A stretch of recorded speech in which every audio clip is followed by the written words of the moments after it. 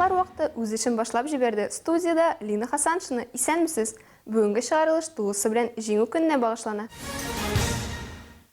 Бөек Ватан сугышы һәр гаилә тарихында эз калдырган югалтулар. Бу канлы сугышта әби-бабаларыбыз үз гомерләрен жәлләми, батырлык һәм бердәмлек нәтиҗәсендә безгә аяз күк йөзе бүләк итте. Бөек җиңү бәйрәменең 76 еллыгы Әлмәттә ничек узганын безнең сюжетта карагыз. Геройларга һәм сугыш курбаннарына, тыл хезмәтчәннәренә рәхмәтебезне һәм хөрмәтебезне белдерү йөзеннән Әлмәттә җиңү бәйрәме мәңгелек утка чәчәкләр кую белән башланып китте. Анда шәһәребез һәм Татнефть компаниясе җитәкчеләре катнашты. 131 человек погибло и пропало без вести. Әти сугышта катнашкан, абыем сугышта үлде. Инде үземә дә 90 яшь тулды, ди Мөхлисә Әхмәтшина. Бүтән сугышлар булмасын. Исән мин яшик барыбызда. Миңа 90 яшь инде кызым хәзер. Әлхәмдүлилләһ шөкер, минем кебек бәхетле карлык кичерегез. Бәхетле булыгыз балакаем. Барыгызда сугышлар булмасын, иркеннәребез тыныч булсын. Уразалар тутарга ятсын бер Ходаем, барыбызга да исәнлек, саулык. Барыгызга да рәхмәт балакаем. Шу хәл яхшы оештырганнар, шу хәл бөтен җирдә бәйрәм. Аллаһның рәхмәте яусын. Ватанны сакларга сугыш елларында Әлмәттән 18 меңнән артык солдат җибәрелә.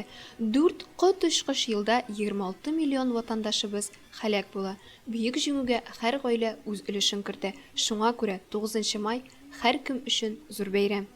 Bütün veteranlarını, bütün suçlularını, bütün Afgan'da, Çeçen'de, Damanski'de baya buna bulmadılar bizim pograniçlikler, onlarını beyramlar. Bütün bizim babaylarını bütün beyram bilen. İsenlik, sağlık dileyim, tanış. Hava bulsun bizge. Bayram bilen kutlayım bütün Tataristanlılarını. Үзебезнең Әлмәт шәһәре, мин 53 елдан бері Әлмәттә. Мәңгелек утка чәчәкләр салганнан соң Әлмәт халкы һәм кунаклары бәйрәм чараларында катнашуларын дәвам иттеләр. Шәһәр буенча берничә мәйданчыкта бәйрәм чаралары уздырыла. Шуларның берсе менә бу драмтеатр алды. Театральләштерелгән чаралар карау, солдат боткасын авыз итү, хәрби киемдәге егет-кызлар белән фотога төшү, сугыш еллары җырларын һәм шигырьләрен тыңлау, җиңү бәйрәменең кунакларына буларның барысы да мөмкин иде. Әлмәт халкын бу җиңү бәйрәме вообще минем өчен белмим бөтенләр өчен иң зур бәйрәмнәрнең берсе. Әтидә катнашкан ул бөтенсе шулар ни буенча бәйрәм белән инде башында. İşenlik, sağlık başına da işte bu elektrikli suğuşlar kilip çığa görmesin indi. Tanışlık. Bütün şey olsun. Tanışlık olsa başında şey yapılar. İşi de var, neyi de var. Dersin etkende. Инде 2нче ел парад үткәрелми, ләкин ветеран парадка килмәсә, парад ветеранга үзе бара. Мөзәйинә Хамадзинованы бөек җиңү көне белән өенә килеп кутладылар. Ул мөлдерәмә тулы күзләре белән концерт карады һәм котлаулар кабул итте.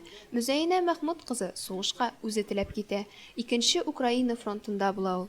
Аэродромда самолетларга хезмәт күрсәтә. 1943 елның ноябрендә ул Ерак Көнчыгыш фронтына аэродром ротасына күчерелә. Җиңү көнен Мөзәйинә Мәхмүд кызы Сахалинда каршы ала. Шәхсән үзе өчен оештырылган парадны карарга Николай Федотов та урамга чыкты. Николай Афанасьевич 6 декабрьдә Башкортстанда туа. Фронтка ул пехота училищесын тәмамлаганнан соң китә. 43 елда Орловск-Курск дугасында булган бәрелешләрдә беренче ярасын ала. Шул ук елның көзендә Николай Афанасьевич яңадан яра ала. 2 кулында зарарлана. Бу юлы аңа озак дәваланырга туры килә. Яңадан алгы сызыкта сугыша алмый. Будапештны азат иткәннән соң 44 елның декабрендә ветеранның фронт тормышы тәмамлана. Авыр елларны ул күз яшьләре белән искә ала. Безнең яшәүбез өчен кыю сугышчыларыбызга һәм фронтка дип корал куйган, үзләрен аямыйча көн-төн эшләгән тыл хезмәтчәннәрен онытмау йөзеннән ел сайын уздырылучы үлемсез полк урынына быел җиңү байрагы белән узалар. Бүген Әлмәттә беренче тапкыр җиңү байрагы белән узачаклар. Бу чарада 38 җиңү волонтеры катнаша. Бәйрәм белән. Быел үлемсез полк акциясы онлайн форматта үтә. Шуңа күрә Әлмәт шәһәрендә быел беренче тапкыр җиңү байрагы белән узалар. Волонтерлар безнең артта. Җиңү волонтерлары почетный караул ротасы белән берлектә җиңү байрагы белән Нефтче мәдәният сараеннан Яшьләр үзәгенә кадәр үтте. Бөек җиңүнең 76 еллыгын бәйрәм итәргә килгән шәһәр халкын һәм кунакларын иҗади коллективларның чыгышлары сөендерде. Барыбызны да, bütün кунакларны, шәһәрдәшләребезне, авылдашларыбызны Бөек җиңү бәйрәме белән чын күңелдән тәбрик итәбез. Илләребез, көннәребез һәр вакыт шулай матур булсын, тыныч булсын. Безгә шушы тынычлыкны бүләк иткән әби бабаларыбызга барысына да башны иеп, чын күңелдән рәхмәт әйтәбез. Без алар белән горурланабыз. Киләчәктә дә тынычлык булсын.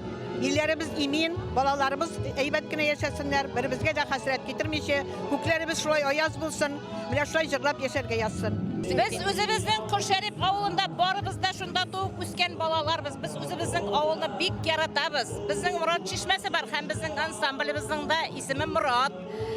Без шушы бәйрәм белән бүтән шәһәр халкын, авыл халкын һәм Мурат ансамблен котлыйбыз һәм сезне дә шулай ук котлыйбыз. Барыбызга да исәнлек, саулык булсын, тазалык, байлык булсын, җирдә тынычлык булсын, исән-сау яшәргә язсын. Кич бәйрәм Илшат Сафин җырлавы белән дәвам итте. Бөек Ватан сугышы ветераннары яу кырында шаһит киткәннәр хөрмәтенә салют атылды. Концерт бик шәп, әйбәт әзерләгәннәр.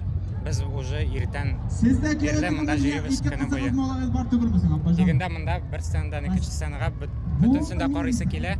Дигәндә йөгерәбез, монда йөгерәбез. Бөтенсендә карап өлгерергә маташабыз. Татар концертлары безгә бик ошый. Вообще концерт шәп. Көне буе концерт барды, концерт карадык, рәхәтләнеп ял иттек. Бик матур оештырганнар бәйрәмне. Ул булачак буынга бик тә мөһим. Что алар белсеннәр, безнең шушындый матур тормыш булсын өчен бабайлар, апалар, әбиләр үз тормышларын жәлләмәгәннәр, бик онтылып, бирелеп, илебезне яклаганнар. Ватанны саклаучыларның доны мәңгелек. Азнакайда Бөек җиңүнең 76 еллыгына багышлап байтак чаралар оештырылды. Бу хакта хәбәрчеләребез сюжетында. Һәр ел сайын Азнакайның төрле оешмаларында хезмәт куючы хатын-кызлар арасында волейбол буенча турнир уздырыла. Быелгысы исә Бөек җиңүнең 76 еллыгы уңаеннан үткәрелде. Командалар бергә киңәшләшеп яңа традиция ачып җибәрделәр.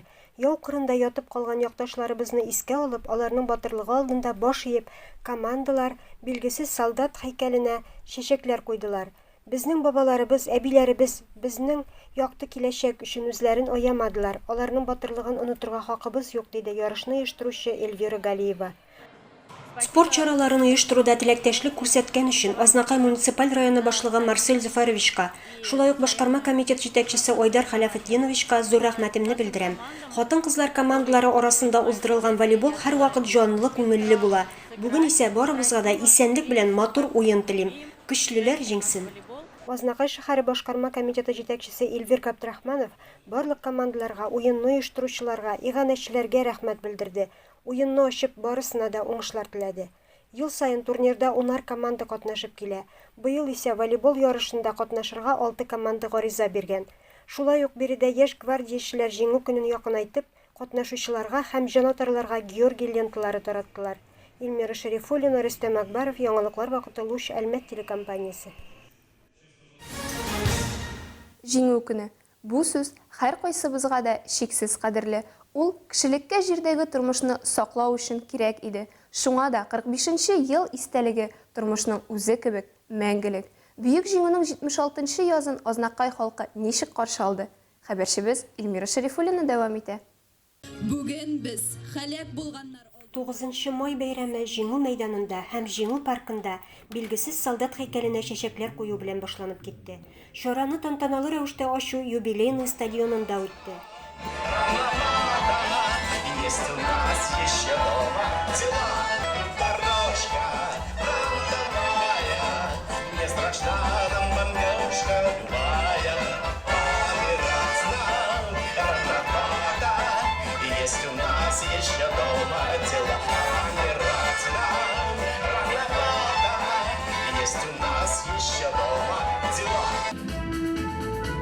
Бөек җиңү көнен сүрәтләүче театральләштерелгән күренештән соң барлык ветераннарны, район халкын һәм килгән кунакларны Азнакай муниципаль районы башлыгы Марсель Шайдуллин бәйрәм белән котлады. Бүгенге тормыш шартларын яхшыртуда күрсәткән ярдәмнәре өчен нефтчеләребезгә шәхсән Наил Магановка, президентыбыз Рөстәм Миннехановка рәхмәт сүзләре җиткерелде. Шулай ук котлау сүзе белән Татарстанның дәүләт депутаты Таһир Хадиев чыгыш ясады. Ул шомлы елларны ветераннар зур дулкынлану белән искә алалар. Бу безне берләштерә торган бәйрәм.